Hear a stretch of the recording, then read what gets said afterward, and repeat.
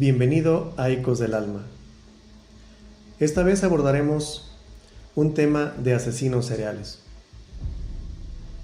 Y vamos a hablar de alguien que era apuesto, muy inteligente. Era estudiante de Derecho. Era un hombre que destilaba confianza, seguridad. Era divertido, era empático. Y era un asesino en serie. Hablamos de Ted Bundy. Y Ted Bundy nos obliga a confrontar una verdad incómoda. El mal puede verse bien. Esta vez en Ecos del Alma no nos vamos a detener en el morbo de sus crímenes, sino analizamos la máquina biológica detrás de la máscara. Como es costumbre, nuestra tesis central es: el encanto de Ted Bundy era una herramienta, su frialdad una disfunción neurológica. La psicopatía en su núcleo era un trastorno de procesamiento emocional. Así que vamos a buscar la explicación de ese vacío emocional y su comportamiento depredador en las estructuras cerebrales del cerebro de Ted Bundy, y en particular en la anatomía de la amígdala. Bien, para entender la ausencia de remordimiento de Ted Bundy, debemos ir a la región cerebral más relevante para la psicología y la psicopatía, la amígdala. La amígdala se va a volver famosa en nuestra serie de Ecos del Alma. Bien, ¿qué hace la amígdala? La amígdala es nuestro centro del miedo, de alerta, y crucialmente es la encargada de la empatía afectiva. Es una estructura que nos hace sentir una punzada de dolor cuando vemos sufrir a otra persona. En individuos con alta psicopatía, las resonancias magnéticas y los estudios post-mortem, aunque no directamente con Ted Bundy, pero sí en perfiles similares, muestran una amígdala con volumen reducido, tal como lo mostraba con Jeffrey Dahmer, y también una importante conectividad alterada de la corteza prefrontal. Imagínate que la amígdala es como un sensor de humo. Cuando Bundy ve el terror en los ojos de sus víctimas, el sensor debería activarse, enviando una señal de angustia a la corteza prefrontal, que lo que causa es el freno, el detenerse. Pero en un cerebro psicopático, el sensor está prácticamente desconectado o silenciado. El miedo no se procesa, y el castigo o la consecuencia pues no tiene peso emocional. Así que no es un cerebro típico.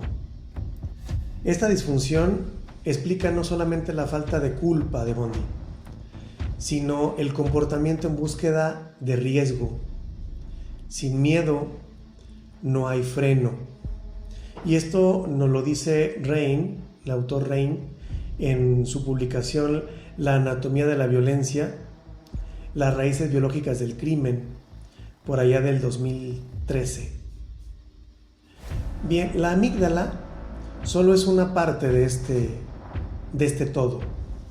El otro componente, que es director ejecutivo de esta producción cerebral y emocional, es la corteza prefrontal ventromedial, que es el área que toma las decisiones morales.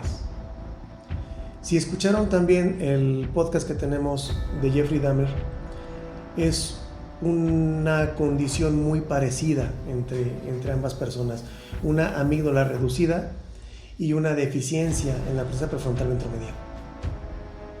Pues bien, esta parte que toma esas decisiones morales y la planificación a largo plazo y la regulación emocional, en los psicópatas, esa comunicación entre la amígdala saliente y esta corteza prefrontal ventromedial es muy débil y se traduce en dos cuestiones importantes. La primera es el pobre procesamiento de la información emocional. Bondi podía entender intelectualmente que algo estaba mal. Hay una empatía cognitiva totalmente, pero no podía sentirlo. No podía tener una empatía afectiva. Número 2, la impulsividad estratégica. Su planificación era impecable, pero carecía de la capacidad para detener el impulso de la depredación, ya que el componente moral no tenía una base emocional sólida. Se ha encontrado que esta región muestra una menor actividad metabólica en psicópatas violentos. En el caso del cerebro de Bondi, estaba perfectamente calibrado para la lógica y el engaño, pero era muy deficiente para la moralidad y la conexión humana. Bondi, al igual que Jeffrey Dahmer, encaja perfectamente en el concepto de la tríada oscura, que es un conjunto de 3 rasgos de personalidad malignos, que es el narcisismo, el maquiavelismo y la psicopatía. Su encanto superficial y su sentido de superioridad son ese narcisismo. Su manipulación calculada es el maquiavelismo y la falta de empatía es el núcleo psicopático que tiene. Y aquí tenemos un dilema biológico. ¿Bondi heredó un cerebro vulnerable o desarrolló estas alteraciones por la interacción temprana en el entorno? Bueno, la neurociencia sugiere que ambas pueden ser verdaderas. La biología, digamos que carga el arma, es como la amígdala silenciosa, y el entorno realmente aprieta el gatillo de esa arma, que es el trauma, es un apego negligente. El caso de Ted Bundy realmente es un desafío forense total. Si la psicopatía es un defecto estructural, la pregunta es, bueno, ¿y puede tratarse? Lamentablemente la psicopatía es notoriamente resistente a la psicología tradicional. No entra la psicoterapia para curar o para sanar la psicopatía como tal. Porque un psicópata es un maestro en la manipulación de las emociones ajenas, pero no puede generar las propias. Es decir, no siente la motivación emocional para cambiar. Por lo tanto, una psicoterapia tradicional en ese sentido con él no funcionaría. La investigación actual se enfoca en la neuromodulación, intentando, por ejemplo, estimular la actividad en la corteza. Pero la realidad es que en el manejo de esa psicopatía se centra realmente en la contención social y la prevención temprana, identificando indicadores tempranos del factor P en la infancia, como la falta de culpa o la crueldad. La clave de esto es una intervención temprana, antes de que ese cableado, digámoslo así, se consolide como tal. O sea, un tratamiento temprano, un tratamiento en su infancia puede ayudar a no desarrollar esas tendencias psicóticas. Ted Bundy, al final de cuentas, nos enseña que la depredación social pues tiene su anatomía como tal. Su máscara de encanto cubría un cerebro donde el centro de la moralidad estaba en silencio completamente. La psicopatía no solamente es un comportamiento, es un trastorno de esa conexión.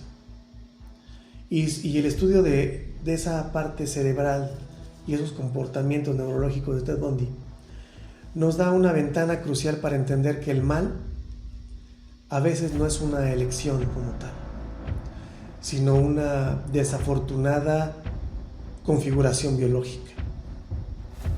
Si quieres profundizar acerca de esos trastornos de conexión, yo te recomiendo 2 autores muy famosos. Uno es Robert Hare y el otro es Adrian Raine, sobre todo en sus trabajos sobre neurociencias del crimen. Esto fue Ecos del Alma. Muchas gracias por escucharnos y nos vemos en el siguiente capítulo.